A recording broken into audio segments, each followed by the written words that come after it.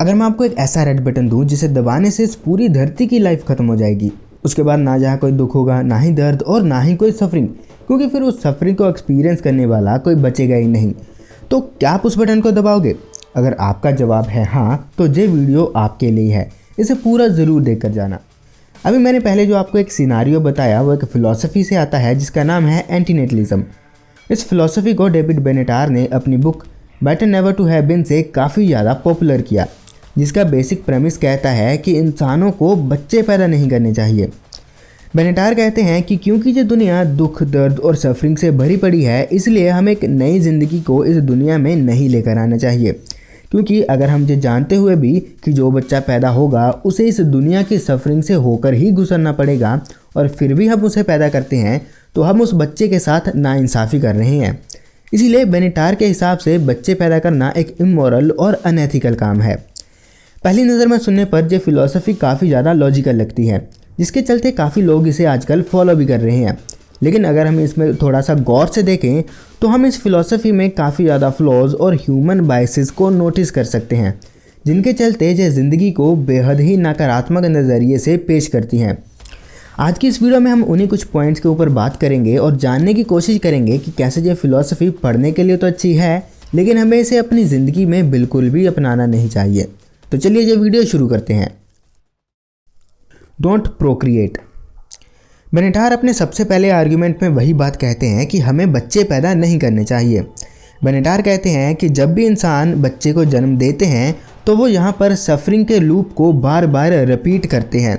इसलिए अगर इंसान बच्चे पैदा करने बंद कर दे तो कुछ ही वक्त में वो इस धरती से ख़त्म हो जाएंगे और उसी के साथ ख़त्म हो जाएगा सफरिंग वाला ये लूप।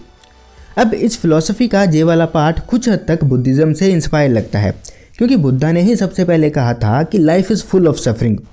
लेकिन मुझे लगता है कि बेनेटार यहाँ पर बुद्धा की एक चीज़ भूल गए कि बुद्धा ने ये ज़रूर कहा था कि ज़िंदगी दुखों से भरी हुई है, उसी के साथ बुद्धा ने हमें इस दुनिया के दुखों से बाहर निकलने का रास्ता भी दिया था, और उस रास्ते में कहीं पर भी पूरी इंसानियत को ख़त्म कर देना तो शामिल नहीं था।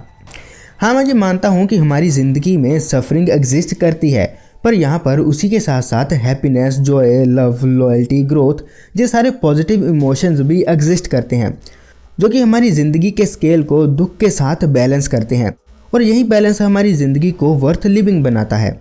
अगर आपको लगता है कि आप बच्चे पैदा ना करके उन्हें इस दुनिया के दुखों से बचा रहे हो, तो एक बार ज़रा गौर से सोच कर देखो कि ऐसा करके आप उनका इस दुनिया को एक्सपीरियंस करने का एक इकलौता चांस भी तो छीन रहे हो, जो कि ऑलरेडी बिलियंस और बिलियंस में से किसी एक को नसीब होता है। Asymmetry argument. इस आर्ग्यूमेंट में बेनेटार हमें एक टेबल की मदद से ये कन्विंस करने की कोशिश करते हैं कि कैसे हमारा एग्जिस्ट ना करना बेहतर है हमारे एग्जिस्ट करने से। इस टेबल की एक साइड पर वो रखते हैं एग्जिस्टेंस और नॉन एग्जिस्टेंस को, और दूसरी साइड रखते हैं इसके पेन और प्लेजर के एक्सपीरियंस को। फॉर एग्जाम्पल, बेनेटार कहते हैं कि अगर कोई व्यक्ति एग्जिस्ट करता है तो वो अपनी ज़िंदगी में पेन को एक्सपीरियंस करेगा, जो कि उसके लिए एक बुरी चीज़ होगी। अगर वो एग्जिस्ट नहीं कर रहा है तो वो अपनी ज़िंदगी में इस पेन को एक्सपीरियंस नहीं करेगा, जो कि उसके लिए एक अच्छी बात होगी। अगर कोई व्यक्ति एग्जिस्ट कर रहा है तो वो अपनी ज़िंदगी में प्लेजर को भी एक्सपीरियंस करेगा, जो कि उसके लिए एक अच्छी बात होगी। लेकिन अगर वो एग्जिस्ट नहीं कर रहा है तो वो अपनी ज़िंदगी में प्लेजर को एक्सपीरियंस नहीं करेगा, जो कि उसके लिए कोई इतनी बड़ी बात नहीं होगी। और यहीं पर बेनेटार हमारे एग्जिस्टेंस और नॉन एग्जिस्टेंस के बीच में पेन और प्लेजर को लेकर एक एसिमेट्री दिखाने की कोशिश करते हैं। लेकिन यहाँ पर बेनेटार एक चीज़ मिस कर रहे हैं, और वो है कि अगर कोई व्यक्ति एग्जिस्ट ही नहीं कर रहा है, आप डिफ़ाइन कैसे करोगे कि क्या उसके लिए अच्छा है और क्या बुरा? क्योंकि अच्छे और बुरे का कॉन्सेप्ट सिर्फ और सिर्फ एग्जिस्टिंग चीज़ों पर ही अप्लाई हो सकता है, आप उसे नॉन एग्जिस्टेंस पर अप्लाई नहीं कर सकते। और वैसे भी यहाँ पर पेन और प्लेजर किसी के लिए अच्छे हो सकते हैं और किसी के लिए बुरे, क्योंकि ये दोनों ही एक सब्जेक्टिव चीज़ हैं। बेनेटार अपनी बायस्ड और ऑब्जेक्टिव डेफिनेशन हर किसी के ऊपर थोप नहीं सकते, क्योंकि हाँ, यहाँ पर कोई ऐसे व्यक्ति हो सकते हैं जो कि अपनी ज़िंदगी में अगर प्लेजर को मिस भी कर दें तो उसे वो इतनी बड़ी बात नहीं मानते होंगे। लेकिन यहाँ पर ऐसे व्यक्ति भी एग्जिस्ट करते हैं जो कि अपनी ज़िंदगी में प्लेजर को एक्सपीरियंस करना एक बहुत बड़ी बात मानते हैं, और वो खुद को लकी मानते हैं कि उन्हें इस दुनिया में आने का मौका मिला जहाँ पर आकर वो इस लाइफ को एक्सपीरियंस कर सकें। इसलिए मेरे हिसाब से बेनिटार का एसिमेट्री आर्ग्यूमेंट उनके बायस्ड ओपिनियन से आता है, ना कि रियलिटी से। कंसेंट। एंटीनेटलिस्ट कहते हैं कि क्योंकि बच्चे अपना इस दुनिया में आने को लेकर कोई कंसेंट नहीं दे सकते, इसलिए बिना उनकी मर्जी के उन्हें इस दुनिया में लाना एक इमोरल काम है। मैं इस आर्ग्यूमेंट्स को कुछ चुनिंदा केसेस में वैलिड मान सकता हूँ, जहाँ पर कोई व्यक्ति अपनी ज़िंदगी से खुश ना हो और वो सोच रहा हो कि अगर वो एग्जिस्ट ना करता तो शायद बेहतर होता। लेकिन फिर वही बात आती है कि यहाँ पर ऐसे व्यक्ति भी एग्जिस्ट करते हैं जो कि अपनी ज़िंदगी से खुश हैं और वो खुद को लकी मानते हैं कि उन्हें ये ज़िंदगी को एक्सपीरियंस करने का मौका मिला। हाइपोथेटिकली सोचते हैं कि अगर कोई एंटीनेटलिस्ट ऐसे किसी व्यक्ति के पेरेंट्स को जाकर पास में ये कन्विंस कर देता कि उन्हें बच्चे पैदा नहीं करने चाहिए, तो ये एंटीनेटलिस्ट इस व्यक्ति से उसकी ज़िंदगी को एक्सपीरियंस करने का इकलौता चांस ही छीन लेते। अब यहाँ पर इस व्यक्ति के कंसेंट का क्या होगा? इस हिसाब से ये वाला कंसेंट का आर्ग्यूमेंट तो खुद ही एंटीनेटलिस्ट के खिलाफ भी इस्तेमाल हो सकता है।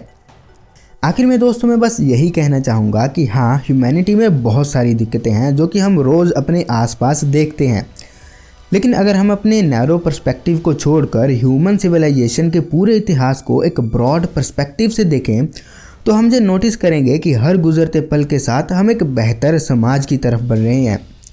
कहाँ हमारे एंसेस्टर्स जंगलों में नेचर की शेयर ब्रूटैलिटी को एक्सपीरियंस करते हुए सरवाइव कर रहे थे, और वहीं आज हम अपने बिस्तर पर बैठे घर पर चीज़ें डिलीवर करा सकते हैं। साइंटिफिक और मेडिकल टेक्नोलॉजिकल एडवांसमेंट हमें अपनी ज़िंदगी के हर एक एस्पेक्ट पर एक बेहतर कंट्रोल दे रही हैं। और रही बात हमारी पर्सनल प्रॉब्लम्स की, तो वो भी कुछ हद तक हमारे लिए ज़रूरी है, क्योंकि अगर हमारी ज़िंदगी में सफरिंग ही ना हो तो हमारे लिए लव और हैप्पीनेस की कोई वैल्यू ही नहीं रहेगी। तो चलिए दोस्तों, इस वीडियो में बस इतना ही। अगर आपको ये वीडियो अच्छी लगी है तो आप इसे लाइक कर सकते हैं, मेरे चैनल को सब्सक्राइब भी कर सकते हैं। लेकिन अगर आपको ये वीडियो अच्छी नहीं लगी है तो आप मुझे नीचे कमेंट सेक्शन में लिखकर बता सकते हैं कि आपको मेरी वीडियो में क्या अच्छा नहीं लगा है, ताकि मैं उसे नेक्स्ट वीडियो में इम्प्रूव करने की कोशिश करूँ। इस वीडियो में बस इतना ही। ये वीडियो देखने के लिए धन्यवाद।